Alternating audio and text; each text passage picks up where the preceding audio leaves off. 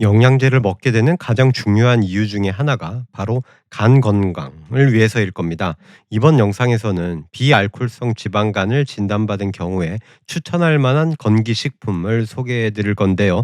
간 수치가 올라간 경우에 쓰면 좋겠습니다. 첫째, 다른 유튜브 채널에서 좋다고 하였지만 별로 추천드리지 못하는 것들을 알려드릴 겁니다.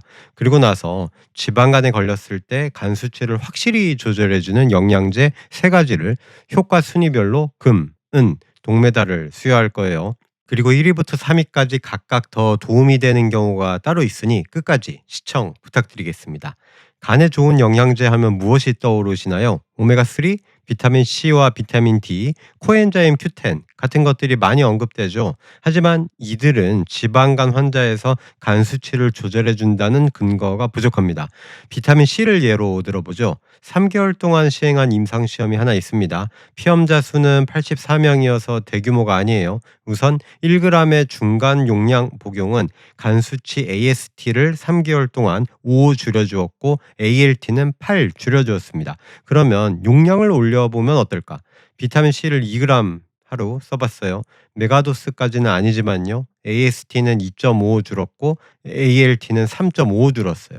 1g 용량보다 오히려 효과가 떨어졌습니다. 종합 분석이 없어서 하나의 임상 시험만 가지고 추천드리기는 힘듭니다.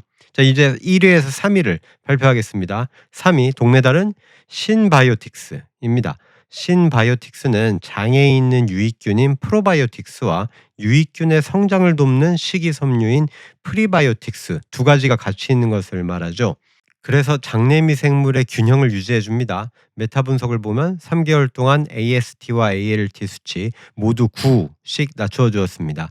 감마GT도 10 감소시켜 주었네요. 비록 간 수치를 낮추는 효과가 3위이긴 하지만요.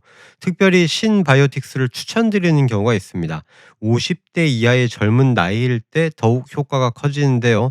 지방간 환자에서 간 수치만 조절해 준 것이 아니었어요. 체중은 3개월 동안 2kg 빼주고 허리 둘레는 1.4cm 줄여줍니다. 수축기 혈압도 6 감소시키고 염증 수치인 CRP도 0.7 줄여주는 것이 신바이오틱스예요. 4개월 이상 먹으면 더 효과가 커집니다. 결국 지방간이 있는데 비만이거나 고혈압도 동반되었다?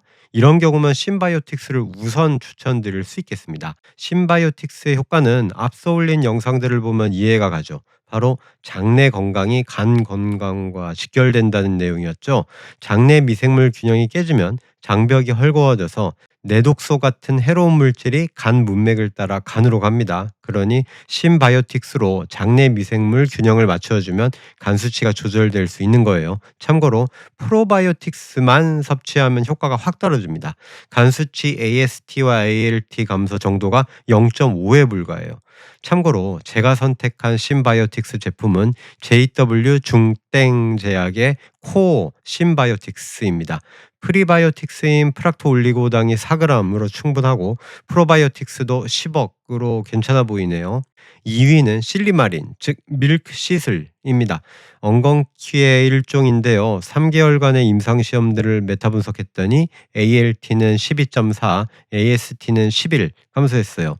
밀크시슬은 간 수치 조절뿐만이 아니라 간에 낀 지방도 감소시키기 때문에 지방간이 높은 단계로 안 좋을 때 특히 강추드리고 싶습니다. 자, 실리마린은 두 가지 기전을 통해 간세포를 보호합니다. 첫째, 산화 스트레스와 그에 따른 세포 독성을 감소시켜서 간세포를 온전하게 만들어주죠. 둘째, 염증성 사이토카인 생성을 감소시켜서 항염증 효과를 가져다 줍니다. 협찬은 아니고요. 제가 추천드리고 싶은 밀크시슬 제품은 라이프 익스 땡땡의 어드밴스드 밀크시슬입니다. 자, 이제 대망의 1위네요.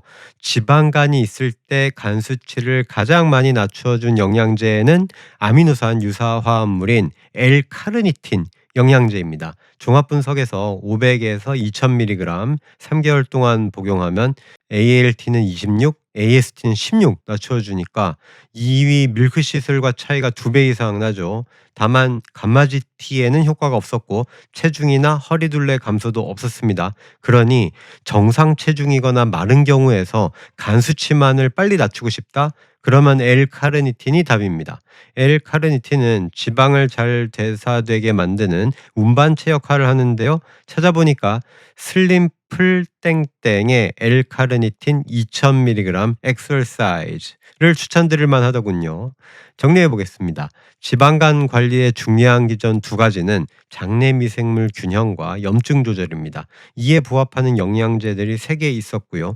간 수치를 가장 잘 조절해 주는 순서대로 L카르니틴, 밀크시슬, 신바이오틱스였습니다. 간 수치에만 집중한다면 L카르니틴, 지방간의 심한 정도까지 관리하려면 밀크시슬, 그리고 체중과 혈압, 감마지티 수치까지 같이 조절하고 싶으면 신바이오틱스를 추천드립니다. 영양제는 보조적으로 쓰는 것이지만 간 수치가 높을 때 이 세 가지 중 하나를 선택해서 한 6개월 정도 드시는 것을 추천드립니다. 셀루스.